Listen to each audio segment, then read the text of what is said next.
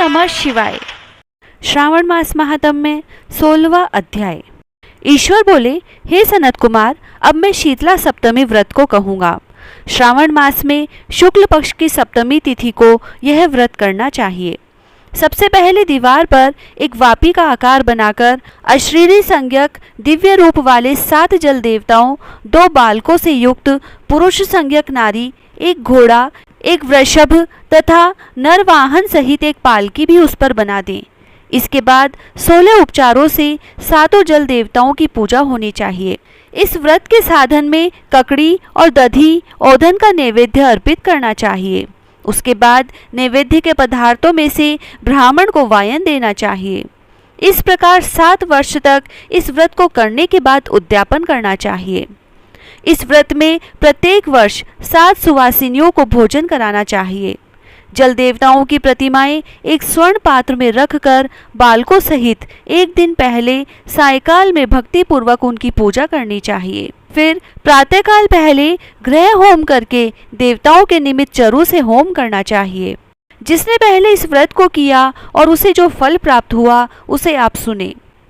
सौराष्ट्र देश में शोभन नामक एक नगर था।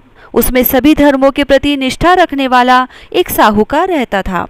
उसने जल रहित एक अत्यंत निर्जन वन में बहुत पैसा खर्च करके शुभ तथा मनोहर सीढ़ियों से युक्त पशुओं को जल पिलाने के लिए सरलता से उतरने चढ़ने योग्य दृढ़ पत्थरों से बंधी हुई तथा लंबे समय तक टिकने वाली एक बावली बनवाई। उस बावली के चारों ओर थके राहगीरों के विश्राम के लिए अनेक प्रकार के वृक्षों से शोभायमान एक बाग लगवाया। लेकिन वह बावली सूखी ही रह गई, उसमें एक बूंद पानी नहीं आया। साहूकार सोचने लगा कि मेरा प्रयास व्यर्थ हो गया और व्यर्थ ही धन खर्च किया। इसी चिंता में विचार करता हुआ वह साहूकार रात में वहीं सो गया। तब रात्रि में उसके स्वप्न में जल देवता आए और उन्होंने कहा कि हे धनद, जल के आने का उपाय तुम सुनो। यदि तुम हम लोगों के लिए आदर पूर्वक अपने पौत्र की बलि दो तो उसी समय तुम्हारी यह बावली जल से भर जाएगी। यह सपना देख साहूकार ने सुबह अपने पुत्र को बताया। उसके पुत्र का नाम द्रविण था और वह भी धर्म कर्म में आस्था रखने वाला था। आप मुझ जैसे पुत्र के पिता हैं। यह धर्म का कार्य है, इसमें आपको ज्यादा विचार ही नहीं करना चाहिए। यह धर्म ही है जो स्थिर रहेगा और पुत्र आदि सब नश्वर है। अल्प मूल्य से महान वस्तु प्राप्त हो रही है, अतः यह क्रय अति दुर्लभ है। इसमें लाभ ही लाभ है। शीतांशु और चंडांशु ये मेरे 2 पुत्र हैं। इनमें शीतांशु नामक जो ज्येष्ठ पुत्र है उसकी बलि बिना कुछ विचार किए आप दे दें। लेकिन पिताजी, घर की स्त्रियों को यह रहस्य कभी ज्ञात नहीं होना चाहिए। उसका उपाय यह है कि इस समय मेरी पत्नी गर्भ से है और उसका प्रसव काल भी निकट है, जिसके लिए वह अपने पिता के घर जाने वाली है। छोटा पुत्र भी उसके साथ जाएगा। हे तात, उस समय यह कार्य निर्विघ्न रूप से संपन्न हो जाएगा। पुत्र की यह बात सुनकर पिता उस पर अत्यधिक प्रसन्न हुए और बोले, हे पुत्र, तुम धन्य हो और मैं भी धन्य हूँ जो कि तुम जैसे पुत्र का मैं पिता बना। इसी बीच सुशीला के घर से उसके पिता का बुलावा आ गया और वह जाने लगी। तब उसके ससुर तथा पति ने कहा कि यह ज्येष्ठ पुत्र हमारे पास ही रहेगा, तुम इस छोटे पुत्र को ले जाओ। इस पर उसने ऐसा ही किया। उसके चले जाने के बाद पिता पुत्र ने उस बालक के शरीर में तेल का लेप किया और अच्छी प्रकार स्नान कराकर सुंदर वस्त्र व आभूषणों से अलंकृत करके पूर्व आषाढ़ा तथा शतभिषा नक्षत्र में उसे प्रसन्नता पूर्वक बावली के तट पर खड़ा किया और कहा कि बावली के जल देवता, इस बालक के बलिदान से आप प्रसन्न हो। उसी समय वह बावली अमृत तुल्य जल से भर गई। वे दोनों पिता पुत्र शोक व हर्ष से युक्त होकर घर की ओर चले गए। इधर सुशीला ने अपने घर में तीसरे पुत्र को जन्म दिया और 3 महीने बाद अपने घर जाने को निकल पड़ी। मार्ग में आते समय वह बावली के पास पहुंची और उस बावली को जल से भरा हुआ देखा तो वह बहुत ही आश्चर्य में पड़ गई। उसने उस बावली में स्नान किया और कहने लगी, मेरे ससुर का परिश्रम व धन का व्यय सफल हुआ। उसी दिन श्रावण माह के शुक्ल पक्ष की सप्तमी तिथि थी और सुशीला ने शीतला सप्तमी नामक शुभ व्रत रखा हुआ था। उसने वहीं पर चावल पकाए और दही भी ले आई। इसके बाद जल देवताओं को विधिवत पूजन करके दही भात तथा ककड़ी फल का नैवेद्य अर्पण किया तथा ब्राह्मणों को वायन देकर साथ के लोगों के साथ मिलकर उसी नैवेद्य अन्न का भोजन किया। उस स्थान से सुशीला का ग्राम 1 योजन की दूरी पर स्थित था। कुछ समय बाद वह सुंदर पालकी में बैठ दोनों पुत्रों के साथ वहां से चल पड़ी।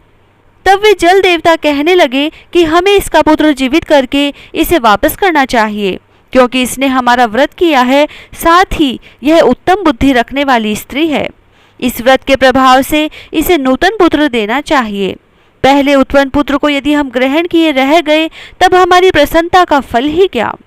आपस में ऐसा कहकर उन दयालु जल देवताओं ने बावली में से उसके पुत्र को बाहर निकालकर माता को दिखा दिया और फिर उसे विदा किया।